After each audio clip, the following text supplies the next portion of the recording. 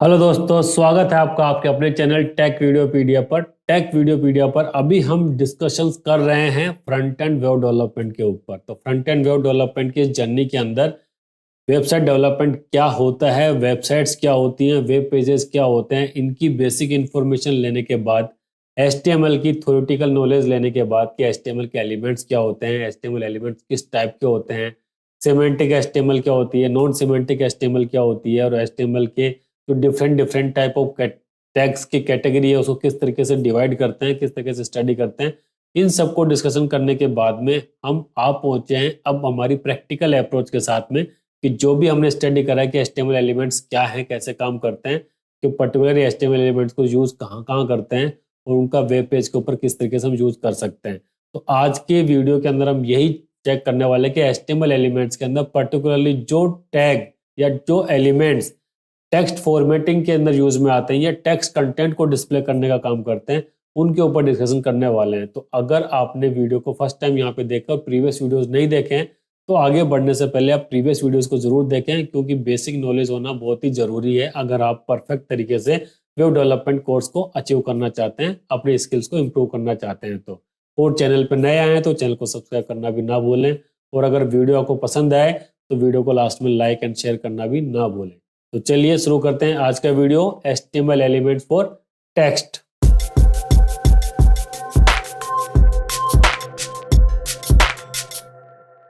HTML element for text, text type के data को show करने के लिए हमारे पास में कौन कौन से एचटीएमएल के एलिमेंट्स हैं जिनको यूज करते हैं।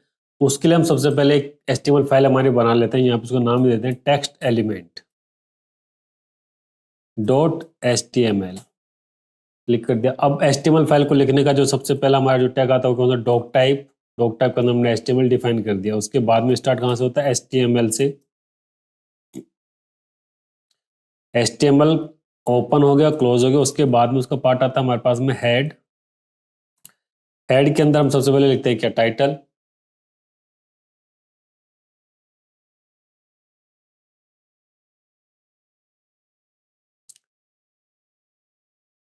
टाइटल इसके अंदर लिखते हैं this is demo page for HTML text element. उसके बाद हम लिख देते हैं इसके अंदर बॉडी पार्ट, जिसके अंदर कि हमारा एक्चुअल कंटेंट ऑफ एचटीएमएल होगा। कंट्रोल एस कर दिया। उसके बाद में अपने फाइल को रन कराने के लिए क्या करेंगे, यहाँ पे जाएंगे show run command and open with live server. ये देखिए ये हमारा पेज ओपन हो गया। अब पे हमारे पास में एचटीएमएल एलिमेंट कौन कौन से हैं। सबसे पहले जब बात करते हैं एचटीएमएल एलिमेंट्स की तो हमारे पास में होता है पैराग्राफ, हेडिंग एंड स्पान। ये तीनों यूज में आते हैं। इसमें पैराग्राफ एंड हेडिंग दोनों के दोनों ब्लॉक लेवल एलिमेंट्स हैं और स्पान इनलाइन एलिमेंट है। बाकी जितने भी नीचे हमारे पास में एलिमेंट्स आ रहे हैं वो सब उस पर्टिकुलर टेक्स्ट को डेकोरेट करने का काम करते हैं। इनको बोलते हैं एचटीएमएल एलिमेंट्स, ये टैग ही हैं लेकिन ये डेकोरेशन के काम में आते हैं। अब ब्लॉक लेवल और इनलाइन एलिमेंट्स के बारे में बात कर लें। This is a paragraph text,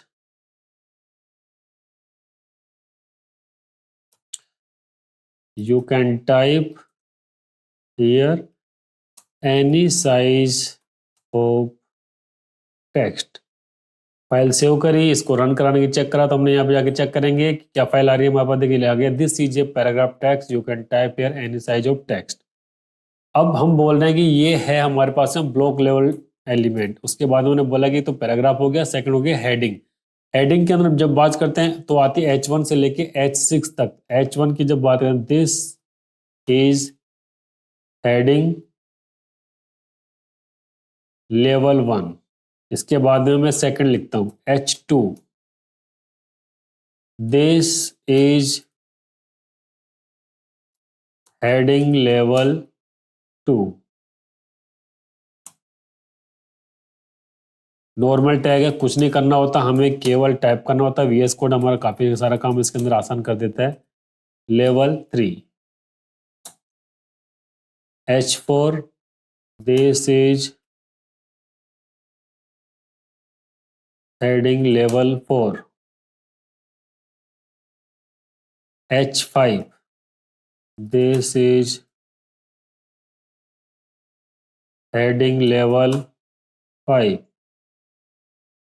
and last is this is heading level 6, इनको सेव करा, रन कराया, चेक करा तो देखते हैं क्या आ रहा है। देखिए हमारे पास जैसे पैराग्राफ टेक्स्ट आया था वैसे हमारे पास में heading H1, H2, H3, H4, H5 and H6 हर किसी का लेवल नीचे चला गया, मतलब फॉन्ट साइज डाउन हो गई। और सबकी सब एक जो टैग आया उसके बाद सेकंड जैसा एलिमेंट आया तो उसने लाइन ब्रेक दे दिया, क्योंकि ये पूरा का पूरा ब्लॉक लाइन HTML एलिमेंट है जिसने कि पूरा हॉरिजॉन्टल स्पेस हमारा कवर कर लिया और नीचे सेकंड से न्यू लाइन में चला गया। लेकिन वर्टिकल साइज के अंदर इसने केवल टॉप में मार्जिन बॉटम छोड़ दिया है, top margin and bottom margin, और बाकी उसके साथ में चीज स्टार्ट हो गई है। लेकिन अब ये तो हो गया हमारे पास में पैराग्राफ एंड टेक्स्ट की बात करिए, तो अब इस पैराग्राफ एंड टेक्स्ट के ऊपर जब हम ज़्यादा बड़ी साइज के अंदर लिखते हैं तो साइज टाइप हम करते हैं कुछ बड़ा वाला टेक्स्ट। इसके अंदर हम टाइप कर देते हैं लोरेम,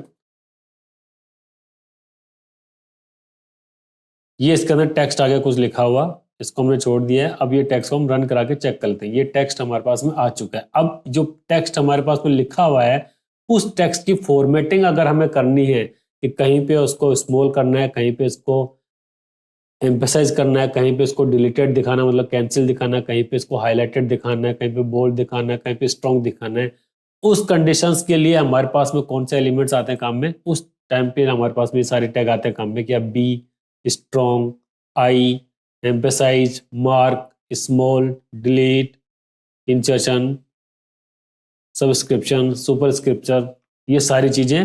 अब वन बाय वन तरीके से हम इसको चेक कर लेते हैं कि जो टेक्स्ट हमने लिखा हुआ है उसी टेक्स्ट के साथ में हम इसको और किस तरीके से बेटर कर सकते हैं। जैसे मान लीजिए कि इसके अंदर बीच के अंदर मैं यहाँ पे कुछ इंसर्ट करना चाहता हूँ कि कुछ बोल्ड टैग दिख दिया मैंने यहाँ पे, बोल्ड टेक्स्ट, तो देखिए जो बाकी जो टेक्स्ट लिखा हुआ होगा उस टेक्स्ट के अलावा ये सारा कुछ हमारे पास में स्पेसिफिक तरीके से अलग तरीके से दिखेगा कि हाँ ये हमारा बोल्ड टेक्स्ट हो गया।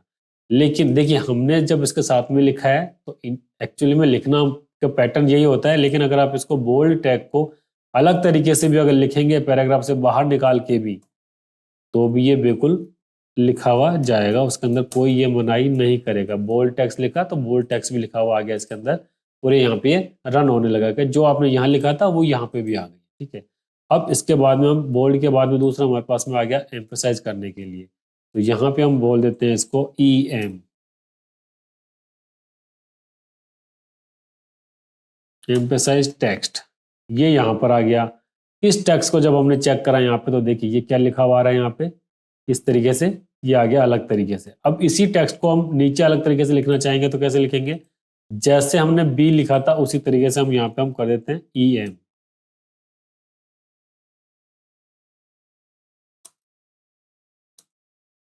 ये टेक्स्ट आ गया बिल्कुल सेम तरीके से, तो देखिए बिल्कुल ये कंटिन्यूस लाइन में चला गया। अब इसके ऊपर इम्पैक्ट क्या नहीं आएगा, अगर मैंने इसको यहाँ से, चलो ठीक है लाइन ब्रेक तो दे दिया मैंने यहाँ से, तो अब क्या पीछे ब्राउजर में हमारे पास लाइन ब्रेक दिखेगा, बिल्कुल नहीं दिखेगा। रिफ्रेश करके चेक करते हैं, बिल्कुल तब भी नहीं दिखा। तो बोल्ड भी चेक कर दिया, एम्फसाइज वाला टैब चेक कर लिया, मतलब कि ये दोनों के दोनों हमारे पास में इनलाइन लेवल HTML एलिमेंट्स हैं जो कि बिल्कुल कंटिन्यूस लाइन में चल रहे हैं, लेकिन ये सारे सारे ब्लॉक लेवल एलिमेंट्स थे टेक्स्ट फॉर्मेटिंग के लिए। अब बोल्ड चेक कर दिया हमने, EM चेक कर दिया, उसके बाद में चेक करते हैं स्ट्रॉन्ग एंड आई को।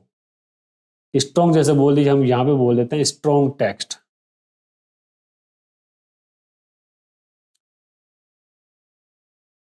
This is strong text.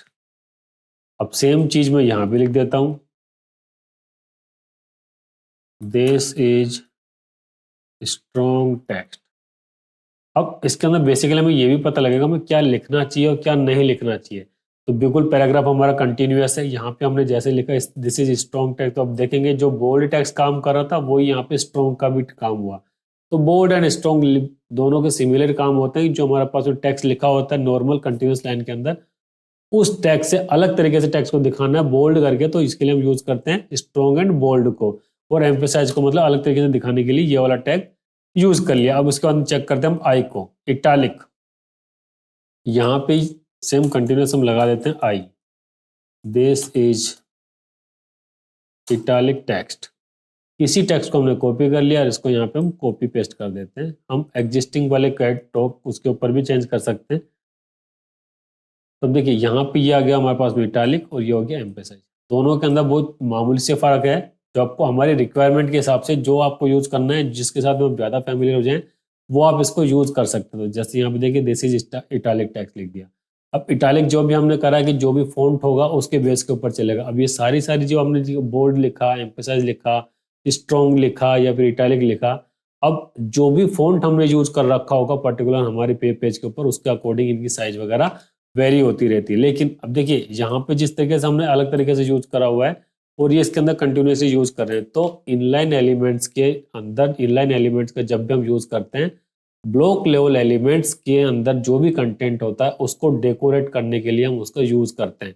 कि पूरा पैराग्राफ तो लिख दिया, उस पैराग्राफ के अंदर किसी पर्टिकुलर चीज को हाईलाइट करना है तो हम किस तरीके से कर सकते हैं, उसके लिए टेक्स्ट फॉर्मेटिंग का हम यूज करते हैं बेसिकली। अब इसके बाद में जो हमने यूज कर लिया, उसके बाद में क्या जाता है हमारे पास में, बी हो गया, स्ट्रॉन्ग हो गया, आई हो गया, ई एम हो गया, मार्क एंड स्मॉल। अब मार्क के लिए बोल देते हैं सबसे पहले मार्क।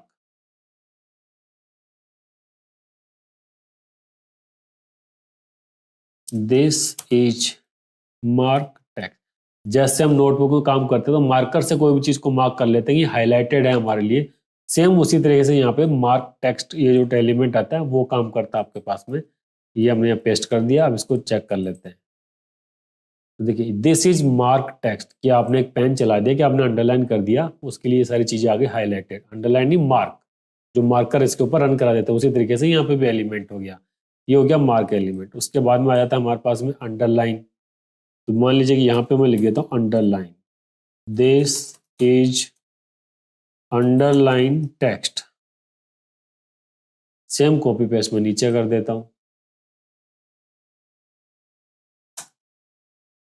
लाइन ब्रेक दे रखी है, उसके बावजूद देखिए अंडरलाइन के मतलब ये नीचे अंडरलाइन होकर के आ गया, और ये यहाँ पर हमारा नॉर्मल अंडरलाइन कंटिन्यूसली चल रहा है। तो अंडरलाइन भी हमने चेक कर लिया, स्मॉल भी चेक। अब स्मॉल चेक कर लेते हैं। अब अंडरलाइन के अंदर जो हमने चेक कर रखा था उसके अंदर भी मैं लगा देता हूँ small. This is small text, और यहाँ पे मैं बाहर लिख देता हूँ small. This is small text. अब देखते हैं क्या आ रहा है। एक स्मॉल हमने बाहर यूज करा और एक को अंदर यूज करा है। तो देखिए यह तो आ गया हमारे पास में दिस इज स्मॉल टेक्स्ट, और दूसरा स्मॉल टेक्स्ट हमने क्या यूज करा था अंडरलाइन के अंदर। तो अंडरलाइन हमारे पास में कहाँ आ रहा है, ये जो अंडरलाइन हमारे पास में आ रहा था, देखिए कंप्लीटली चेक करेंगे तो उसके बीच के अंदर जो भी था वो अलग से स्मॉल टेक्स्ट हो गया, जो कि कंटिन्यूटी के अंदर चल रहा था उससे भी स्मॉल हो गया। तो इस तरीके से एक इनलाइन एलिमेंट के अंदर दूसरे इनलाइन एलिमेंट को भी हम यूज कर सकते हैं, लेकिन एक इनलाइन एलिमेंट के अंदर दूसरे ब्लॉक लेवल एलिमेंट को नेस्टेड नहीं कर सकते हैं। अगर करेंगे तो ये हमें मना नहीं करेगा, लेकिन अकॉर्डिंग टू W3C स्टैंडर्ड ये हमें मना नहीं करना चाहिए। क्यों? जैसे मान लीजिए कि स्मॉल टेक्स्ट के अंदर यहाँ पे मैं पैराग्राफ डाल देता हूँ, दिस इज पैराग्राफ। अब देखिए मैंने करा हुआ क्या है कि अंडरलाइन टेक्स्ट था, उसके अंदर मैंने वापस से पैराग्राफ डाल दिया है, तो ये पैराग्राफ के अंदर काम करने लग गया। कि स्मॉल टेक्स्ट के अंदर मैंने अलग चीज से एंट्री करवा दी, तो ये अलग चीज ही हो गई। दिस इज अंडरलाइन टेक्स्ट, तो ये अलग हो गया, तो ये नीचे अलग तरीके से काम करने लग गया है। ठीक है, तो मतलब इनलाइन एलिमेंट के अंदर भी आप ब्लॉक लेवल एलिमेंट्स को डिफाइन तो कर सकते हो, लेकिन ये आपके W3C स्टैंडर्ड के अकॉर्डिंग वैलिड नहीं है। ऐसा आपको करना बिल्कुल भी नहीं है। तो यहां से हम पैराग्राफ को हटा देंगे, क्योंकि HTML क्या है, हाइपर टेक्स्ट मार्कअप लैंग्वेज। जैसा आप मार्कअप डिफाइन करोगे वैसे की वैसी आपकी डिस्प्ले आएगा, लेकिन किसी भी कोड को कंसिस्टेंट बनाने के लिए, इजी टू यूज बनाने के लिए, इजी टू अंडरस्टैंड बनाने के लिए कुछ रूल्स डिफाइन करे गए। उन रूल्स को हमें फॉलो करना बहुत जरूरी है, अगर आप चाहते हैं कि आपका वेब पेज है बिल्कुल क्लीन और बिल्कुल सुंदर सा दिखे। तो अब ये सब कुछ हो गया। उसके बाद में मुझे जो टेक्स्ट रह गए हमारे पास में, डिलीट रह गया है और INS रह गया। तो डिलीट के लिए चेक करते हैं। जैसे डिलीट हमने कहीं पे भी यूज करेंगे तो क्या होगा, दिस इज डिलीटेड टेक्स्ट। अगर कोई भी टेक्स्ट डिलीटेड है तो उसके लिए हम कर दें डिलीटेड, मतलब कि यहाँ पे कट लग जाएगा। जैसे अंडरलाइन के अंदर अंडरलाइन हुआ था वैसे ही डिलीट के अंदर डिलीट हो जाएगा। ये लगा दिया मैंने। अब चेक कर लेते हैं कैसे क्या काम कर रहा है। तो जैसे डिलीटेड था तो डिलीटेड टेक्स्ट आ गया, और इसको कंटिन्यूटी के साथ में भी, इसको हमने कहीं भी लिखा था वहाँ पे इसको चेक कर लेते हैं कि डिलीट कहाँ पे, ये हो गया यहाँ पे डिलीट। तो अगर किसी टेक्स्ट को हमें क्रॉस दिखाना है कि कट दिखाना है तो वहां पे डिलीट नाम का टैग यूज कर लेते हैं। एक ही पैराग्राफ के अंदर हमको कई जगह पे बहुत सारी चीजें यूज करने को जरूरत पड़ जाती है, रिक्वायरमेंट होती है, तो where we can use this. After that INS insertion, यहां पे हम यूज कर लेते हैं INS, this is inserted text, उसको हम यूज कर लेते हैं बिल्कुल initially, INS this is inserted text. अब इसके ऊपर देखते हैं कि क्या हमारा आउटपुट आने वाला है। तो देखिए इंसर्टेड टेक्स्ट के अंदर क्या है, कुछ भी नहीं, नॉर्मल तरीके से जैसे हमारा अंडरलाइन चल रहा था वही चल रहा है, और उसी तरीके से इसने भी हमारा अलग से काम कर दिया है और इसका कोई भी यूज हमारे पास में आया नहीं है। तो एक मल्टीपल टेक्स्ट का भी सेम यूज हो सकता है हमारे पास में। अब सुपर स्क्रिप्ट और सब स्क्रिप्ट का यूज कर लेते हैं। तो सुपर स्क्रिप्ट सब स्क्रिप्ट कैसे काम में आती है कि जैसे हमने कहीं पे भी कोई टेक्स्ट लिखा हुआ है टू बी, अब यहाँ पे कर दिया मैंने सब स्क्रिप्ट और यहाँ दिख दिया मैंने TY। तो देखिए किस तरीके से काम करेगा ये आ गया इसका सब स्क्रिप्ट के रूप में। अगर इसको सब स्क्रिप्ट के साथ में अगर इसको सुपर स्क्रिप्ट भी कर दूंगा तो क्या हो जाएगा, SUP सुपर स्क्रिप्ट। तो इस तरीके से टेक्स्ट की फॉर्मेटिंग हम कर सकते हैं with the HTML text element. और टेक्स्ट एलिमेंट के अंदर बेसिकली हम यूज करते हैं क्या, पैराग्राफ और हेडिंग, और बाकी उनके सपोर्टिव या फिर उसको डेकोरेट करने का काम करते हैं बाकी के सारे एलिमेंट। अभी तक हमने स्पान का यूज नहीं करा। स्पान को भी जैसे हम पैराग्राफ की तरह यूज करते हैं, हेडिंग की तरह यूज करते हैं, स्पान को भी अलग तरीके से टेक्स्ट को डिनोट करने के लिए बेसिकली कर देते हैं, क्योंकि स्पान पर्टिकुलर रनिंग टेक्स्ट के अंदर कुछ भी डिफरेंस क्रिएट नहीं करता है। जैसे बाकी सारे एलिमेंट्स ने बोल अभी तक हमने डिस्कस करा था, उन्होंने क्रिएट करा, वैसे ये कोई भी ऐसा डिफरेंस क्रिएट नहीं करता है। तो यहाँ पे हम जैसे लिखेंगे तो लोअर तो बिल्कुल क्लियर तरीके से उसी तरीके से चलेगा जैसा कि चलना चाहिए था। उसके अंदर कुछ भी चेंजेज ये करेगा ही नहीं, जैसा चल रहा था कंटिन्यूस वैसा का वैसा चलता रहेगा। उसी तरीके से अगर आप ऊपर जो पैराग्राफ चल रहा है उसके अंदर भी इसके अंदर यूज कर दोगे, ये खत्म हो गया, इसके बाद वापस से यहाँ स्पान लगा देंगे तो इससे कुछ फर्क नहीं पड़ने वाला आपके रनिंग टेक्स्ट के ऊपर। लोअर एम लिखा हमने, बिल्कुल एज इट इज उसी स्टाइलिस्ट के साथ में सब कुछ चलता रहेगा, ना तो उसका फॉन्ट साइज चेंज होगा ना ही कुछ और, बिल्कुल कंटिन्यूअस चलता रहेगा जब तक के ऊपर आप इसके कुछ स्टाइल अप्लाई नहीं करते हैं। तो ये हो गया हमारे पास में नॉर्मल तरीके से HTML element for text formatting. अब ये जो टेक्स्ट आया है उसको हम डेकोरेट कर सकते हैं किसके through, with the help of styling. तो स्टाइलिंग भी हम चेक करेंगे जब बात करते हैं। अब ये बात आ गई हमारे पास में हेडिंग की, तो हेडिंग के ऊपर भी क्या ये सारी चीज अप्लाई कर सकते हैं कि नहीं कर सकते हैं, बिल्कुल जैसे हमने पैराग्राफ के अंदर टाइप करा है उसी तरीके से इन सबको हम हेडिंग के अंदर भी अप्लाई कर सकते हैं। जैसे हेडिंग लेवल 1 था तो मैं हेडिंग को यहाँ पे कर देता हूँ स्मॉल,